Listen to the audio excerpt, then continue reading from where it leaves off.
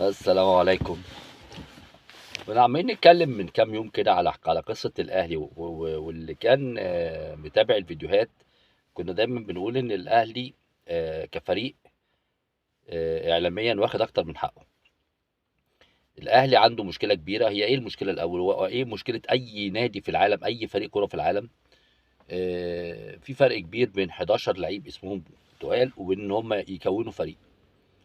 يعني دي حاجة لازم البني آدمين اللي فاهمين كورة يبقوا مركزين فيها. مش معنى إن أنت عندك 11 لعيب عالمي إن هم عندهم فريق كرة قدم قوي.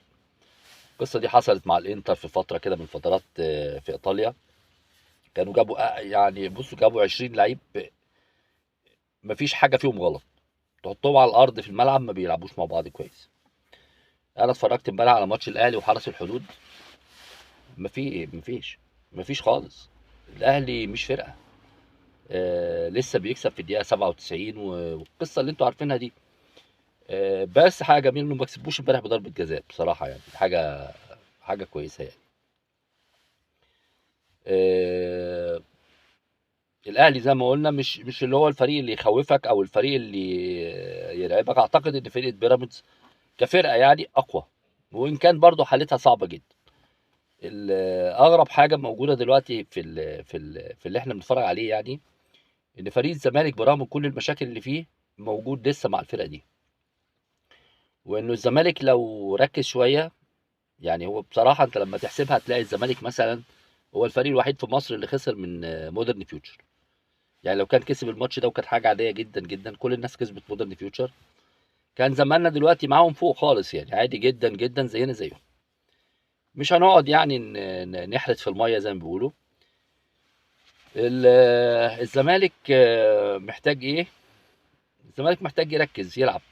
سيبك بقى من حتة لعيبة، ما عندناش فلوس تجيب لعيبة يعني. عايزين بس نحافظ على اللعيبه اللي عندنا. لعيب زي بنتايج ده نأمنه تماما يعني. وده هيكون اكبر دليل على ان لعيب باك شمال ممكن يبقى اهم من زيزو مثلا. الواد ما شاء الله عليه ما بيقفش، بيجري بيروح بيجي بيطلع بينزل ما بيفكرش، ما بيوفرش شويه طاقه يعني. هو الزمالك عنده مصادر للقوه. بص على فرقه الزمالك، هتلاقي فيها ناس كتير جدا الاهلي بيتمناها، الاهلي وبيراميدز. معنى كده ان انت عندك عناصر في الفريق. العناصر دي تقدر تشيلك. يعني مفيش فريق في العالم مثلا عنده 11 لعيب اقوياء، يعني ال 11 جامدين. لما انت تيجي ورا في الزمالك تلاقي بنتايج وعبد المجيد ومصدق وحتى عمر جابر. لا، الدفاع قوي جدا، دفاع حلو، دفاع ذكي، دفاع مش سهل يعني، دفاع تمام التمام.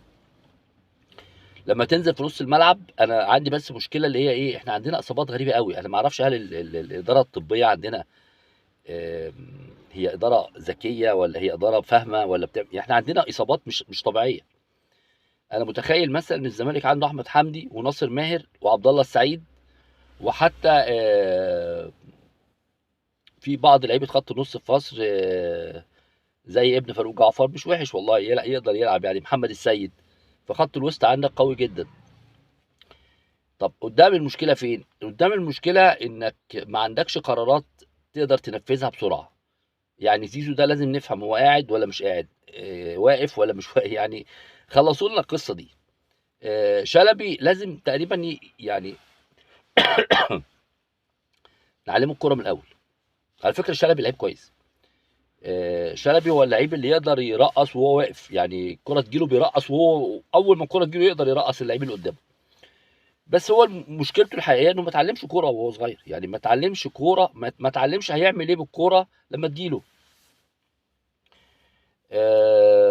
الزمالك مش بعيد يعني عن الاهلي، مش بعيد عن بيراميدز. الفتره اللي جايه هتبقى صعبه على بيراميدز والاهلي، مش على الزمالك، لان جمهور الزمالك خلينا واقعيين مش حاطط امل كبير يعني في اللي بيحصل في الدوري المصري السنه دي. صباح الفل.